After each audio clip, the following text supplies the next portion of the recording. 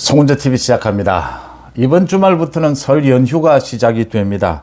명절 설 연휴는 민심이 크게 출렁이는 지점입니다. 이번 주에 여러 가지 정치적인 흐름이 설 명절까지 영향을 미치면서 전체적으로 이제 설 민심을 결정지을 것이다, 이렇게 보이는 굉장히 중요하고 또 요동을 칠 것이다, 민심이 요동을 칠 것이다, 이렇게 예상이 됩니다. 이번 주에 가장 중심 인물, 정치적인 중심 인물은 누구일까? 누구를 정말 눈여겨봐야 할까? 주요 인물은 누구일까? 한번 꼽아봤습니다. 첫째는 당연히 윤석열 대통령입니다. 두 번째는 여권에서는 김기현 후보입니다. 김기현 의원입니다. 세 번째는 민주당의 야권에서는 이재명입니다. 윤석열, 김기현, 이재명, 이 세 사람이 이번 주부터 시작해서 설 연휴, 이 명절 기간 동안 민심의 흐름에 결정적인 영향을 끼칠 것이다. 한번 여러분들과 짚어보겠습니다. 먼저 윤석열 대통령이 아랍에미리트를 방문하고 있는데 40조 원, 아랍에미리트로부터 40조 원 투자 결정이 있었습니다. 굉장히 놀라운 일입니다. 대통령실의 실무진들도 3분의 1 수준 정도를 생각했는데 40조 원으로 결정이 됐다라고 하는 겁니다. 어마어마한 규모고 아마 우리나라 최초의 최대 규모일 것이다 라고 하는 겁니다. 이게 의미가 있는 것이, 그러니까 이명박 정부 때부터 계속 그 원전, 아랍에미리트 원전 지어주고 난 다음에 그 관리를 잘 해왔다. 아랍에미리트 무하마드 대통령이 한국의 그 신뢰성, 코로나 때에도 굉장히 어려운 상황에서도 한국은 신뢰를 지켰다. 그래서 이같이 투자 규모를 늘렸다라고 하는 것인데, 십몇 년 동안 우리 정부가 그 신뢰성을 잘 관리해 온 것이고, 윤석열 정부 들어서 특히 중동, 아랍에미리트를 비롯해서 사우디아라비아, 이런 중동 지역에 대한 관리를 잘 해왔고 철저히 해온 것이 결실을 맺었다라고 하는 것입니다. 그러니까 지금 코로나로 침체되어 있는 이 경제적인 어려움을 탈출하기 위해서는 뭔가 투자 유치가 일어나고 대규모로 이 수출 부분이 활로가 뚫려야 하는데, 전 세계를 놓고 지금 중동이 가장 투자 유치의 저력을 가지고 있다라는 것입니다. 그래서 윤석열 대통령이 경제 외교, 중동 중시하는 이 전략을 택했고, 그게 결실을 맺었다라고 하는 점에서 모두가 이건 여야를 떠나서 전 국민적인 박수를 받을 일이다라는 겁니다. 국민의힘 나경원으로 인해서 시끄럽고 친윤이다 반윤이다 시끄러운 상황이고, 또 이재명의 민주당, 이재명의 이 검찰 비리, 내일 이제 김성태, 쌍방울의 김성태가 귀국을 합니다. 송환이 되는 것이죠. 이번 설 명절에 윤석열 대통령에 대한 지지율이 어떻게 될까? 윤석열 대통령이 아랍에미리트에서 40조 원 규모의 투자 유치를 확정지은 것, 이건 굉장히 좋은 영향을 미칠 것이다 라고 예상이 되는 대목입니다. 그 다음 이재명부터 말씀을 드리겠습니다. 이재명과 관련해서는 성남FC에 대한 소환조사가 있었고, 대장동에 대한 소환조사를 해야 하고, 또 내일이면 변호사비 대납 의혹을 받고 있는 쌍방울의 김성태가 태국에서 붙잡혀서 내일 국내로 송환이 됩니다. 김성태가 오게 되면 여러 가지 많은 것들, 이재명과 관계되는 대북 송금이라든지 변호사비 대납, 이 부분들의 검찰 수사가 일어나게 될 텐데, 김성태가 어제 한 언론사와 인터뷰를 했습니다. 이재명 때문에 자신이 이렇게 어려운 처지가 됐다. 자신은 이재명을 잘 알지도 못한다. 본 적도 없다. 이재명도 김성태를 본 적도 없다라고 했습니다. 쌍방울과의 관계는 내 입밖에 사입은 것이 없다. 이렇게 이야기를 했는데, 아마 서로 본 적이 없다라는 건 맞는 말일지 모릅니다. 그런데 서로가 알지 못했다라고 하는 건 거짓말일 것이다라고 하는 겁니다. 이화영을 비롯해서 이재명의 최측근들, 오늘 다시 드러난 것은 이해찬 전 대표의 보좌관 출신이 이 쌍방울에 사회이사를 하고 있었다. 이 사람뿐만이 아닙니다. 이재명의 변호사들, 이재명의 선거법 위반에 참여했던 변호사들이 쌍방울 쪽에 고문 이런 형태로 많이 가 있다. 또 검찰 쪽의 인사들도 가 있다. 이재명이 김성태가 이재명을 보지 않았을 수는 있다. 그렇지만 몰랐다, 알지 못했다라고 하는 것은 거짓말일 것이다. 모두 드러나 있는 것이죠. 대북 송금에서부터 그 변호사 관계되는 것까지. 김성태 입장에서 보면 쌍방울을 지키기 위해서 자기가 지금 검찰의 압박에 의해서 들어온다라고 했는데 쌍방울과는 관계가 없다. 대북 송금한 것도 자신 개인 돈으로 했다. 이렇게 하고 있습니다.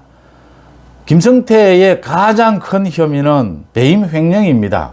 무려 5천억 원 정도가 됩니다. 5천억 원의 배임 횡령 의혹을 받는 김성태에게 변호사비 대납은 23억 원입니다. 돈으로 보면 김성태의 계산은 모두 돈일 텐데 돈으로 보면 이재명의 변호사비 대납은 별건도 아니라는 겁니다. 자기는. 자기 개념은 그런 거죠. 김만배와 마찬가지로 김성태도 핵심적인 인물이죠. 이 상황에서. 이재명과는 어쩌든지 엮이지 않으려고 하는 거죠. 김만배도 마찬가지입니다. 이재명이 대선에 출마하면서 지금 자신들이 가장 어려워졌다라고 생각하는 게 김만배와 김성태다. 하지만 김만배의 대장동, 김성태의 쌍방울의 대북 사업, 이 부분의 핵심은 이재명이 키를 쥐고 있었다. 대장동과 관련해서는 모두 인허가권을 갖고 있었고 쌍방울의 대북 사업도 이재명을 중심으로 일어난 것이다.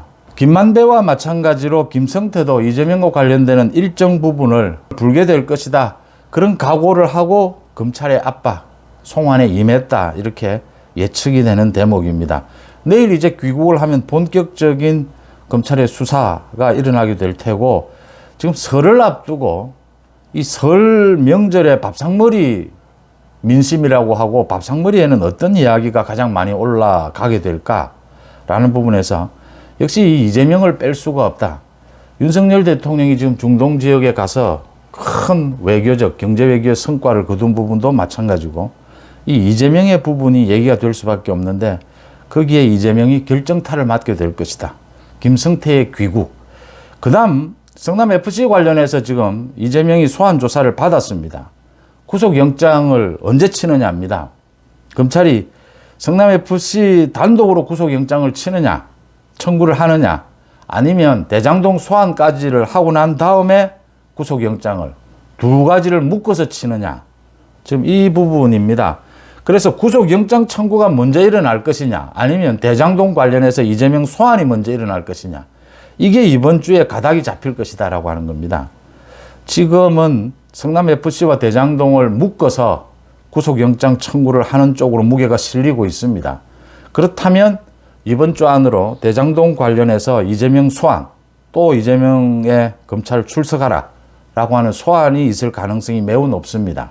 물론 이재명은 또 여러 가지 핑계를 대면서 늦추게 될 겁니다. 그렇지만 검찰 소환에 응하지 않을 수는 없습니다. 드러난 사건이 굉장히 명백하고 증거들이 이런 상황에서 성남FC처럼 검찰 소환에 임하지 않으면 이건 바로 강제수사, 체포를 할 수 있는 요건이 되기 때문입니다. 여론의 흐름도 그렇게 되어 갈 것이다 라고 하는 겁니다. 대장동 관련해서 대장동 일당 정진상, 김용을 비롯해서 유동규, 김만배 모두 지금 배임이나 횡령 혐의로 지난 1년 동안 재판을 받아왔고 이번에는 또 이해충돌방지법 위반으로 추가 기소가 됐습니다. 이해충돌방지법은 김용, 정진상처럼 성남시청 내부의 정보를 다 알고 있던 사람들이 이 정보를 흘려서 사업하는 사람을 도와줘서 개발 사업을 도와줘서 그 이득을 챙겼다. 그런 이해충돌방지법 위반으로도 기소가 되어 있습니다. 그 핵심은 이재명입니다. 그러니까 이재명에 대해서 대장동 관련 소환이 먼저 일어나느냐 이번 주에 그럴 가능성이 매우 높습니다. 소환 통보가 있을 것이다.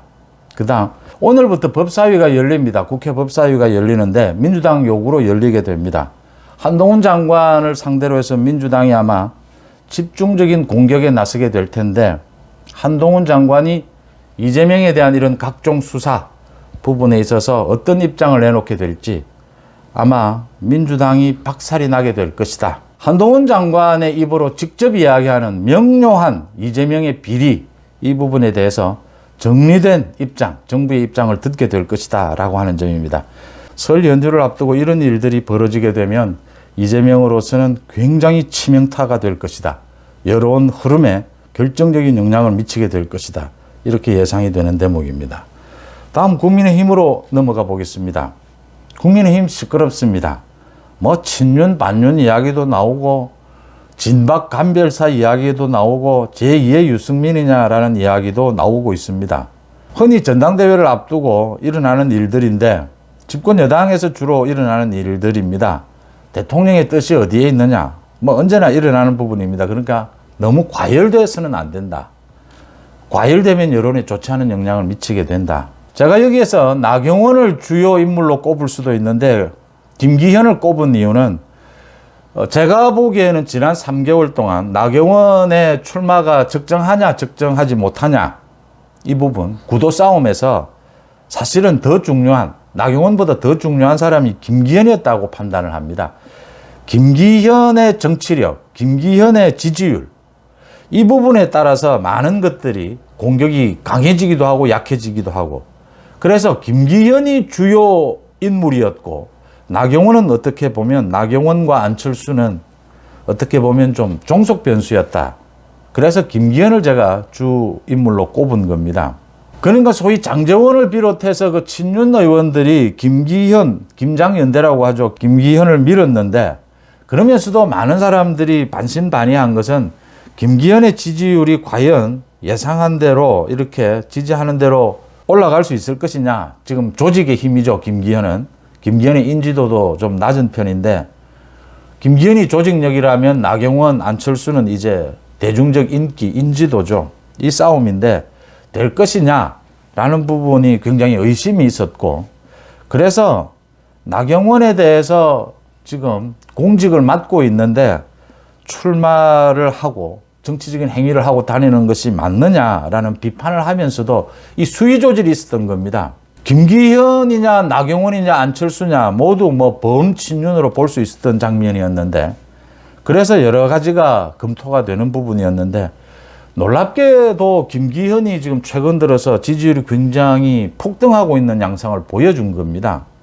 이게 김기현의 개인 정치력도 있겠고 조직력도 있겠고 또 친윤 의원들의 바람도 있었을 겁니다. 어쨌든 이렇게 김기현 의원이 상당히 지지율이 역전을 했다. 나경원의 역전을 했다. 이런 모습을 보여주면서 이제 남은 것은 김기현의 독자적인 정치력, 자신만의 정치력을 보여줄 수 있느냐.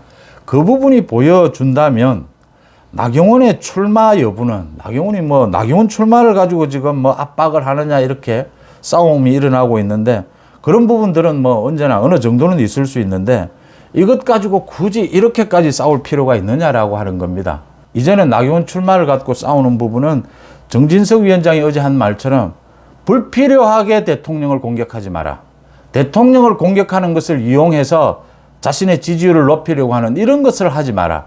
대통령을 비판하지 말라라는 소리가 아니고 뭐 유승민이 여기가 북한이냐라고 했는데 대통령에 대한 건강한 비판마저 하지 말라는 것이 아니라 나쁜 의도로 그런 의도로 대통령을 공격하는 것은 안 된다라고 했고 또 친윤 반윤 이런 이야기 이제 하지 말자.